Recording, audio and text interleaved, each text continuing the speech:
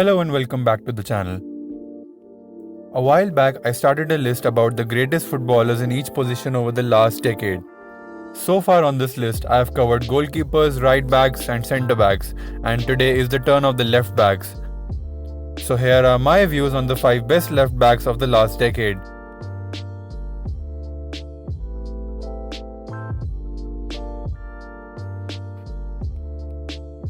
Alex Sandro came through club Atlético Paranaense in the Brazilian top flight and made his way to the first team in 2008. He moved to Argentina with Maldonado before being immediately loaned out to Santos in 2010. The subsequent summer, he moved to Porto, where he has spent 4 years, going on to make over 130 appearances with the Portuguese side, winning the Liga NOS crown in 2012 and 2013. He moved to Juventus in 2015 for 26 million euros, and he has gone on to make close to 200 appearances in the 5 years since. In his 5 years with the old lady, he has won 4 Serie A and 3 Italian Cup trophies and reached the Champions League final in 2017. The 21-capped Brazilian also won the Copa America trophy with the Brazilian national side in 2019. Alex Sandro is one of the most balanced left backs in the modern game, being equally adept while defending as attacking the left flank. And while he only won 21 caps with the Brazil national side, that's really just down to another player who really nailed down that position for his own and who, spoiler alert, will also be featuring on this list. His club career, however, has been much better than his international career. There was a time a couple seasons back when he was one of the most in-demand left backs for all the big sides in Europe. The only reason he's at 5th position and not higher is just because he really came into prominence after 2015, when half the decade was over already. Had he performed at such a high level for the entirety of the decade, I'm sure he would have featured much higher.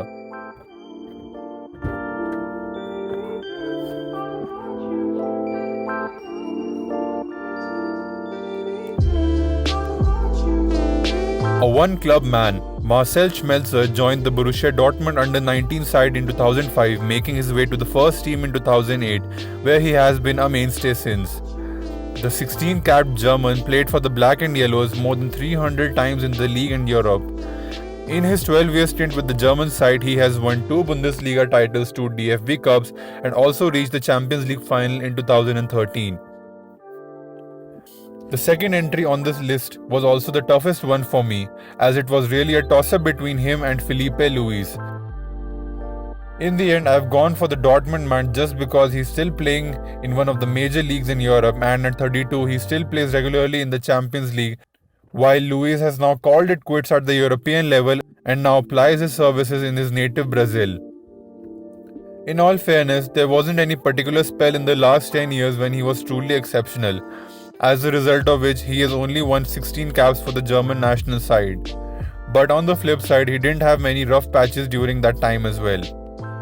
In all, he was a stable and dependable left back for one of the biggest teams in Germany for a decade. While his days at the top of the game are surely numbered now, seeing as he has been usurped by younger and more dynamic players both in Dortmund and the German national side, his career was still prosperous and consistent enough to land him a spot on this list.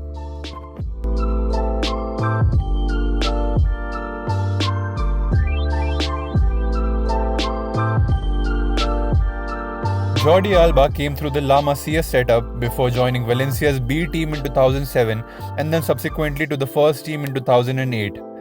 He went out for a year-long loan to Gimnàstic Tarragona that summer in search of regular game time. Ever since coming back from loan in 2009, he made the left-back spot his own for Valencia in the 3 years after that. Barcelona came calling in 2012 as they shelled out 14 million euros to sign the then 23-year-old Spaniard. 8 trophy-laden campaigns followed in Catalonia as he won 5 La Liga and 4 Copa del Rey crowns, along with the Champions League in 2015, just to name a few.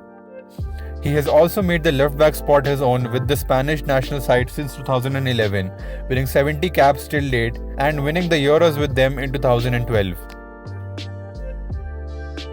The third place on this list was pretty straightforward for me, seeing as he has clearly been better than the aforementioned players, but arguably not as good as the ones that are about to follow. Jordi Alba's biggest asset for both club and country has been his searing pace, running up and down the left flank for the majority of all games.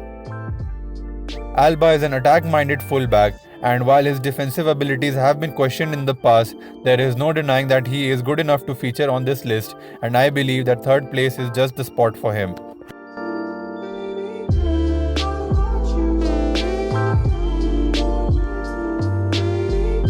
The second one-club man on this list, David Alaba, came through the Bayern Munich youth setup and he made his debut for the senior team in 2010 under Louis van Gaal.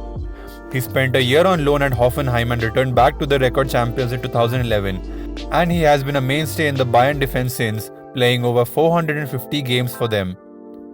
In his almost decade-long stay at the club, the 72-capped Austrian has won 9 Bundesliga titles, 5 DFB Cups and the Champions League in 2013, just to name a few. Alaba is the youngest player on this list at just 28 years old. It really is testament to the quality of Alaba that he ranks so high on this list despite arguably entering his peak years now. Alaba has been a mainstay at the left flank of the Bayern defense for almost a decade, forming a telepathic relationship with Franck Ribéry.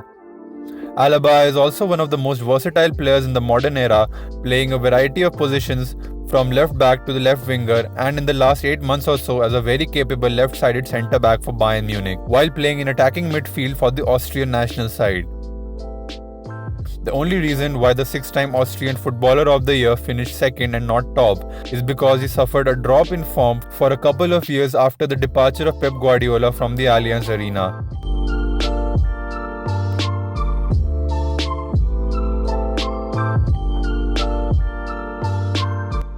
Marcelo came through the Fluminense Academy in his native Brazil, before making his way to the first team in 2006.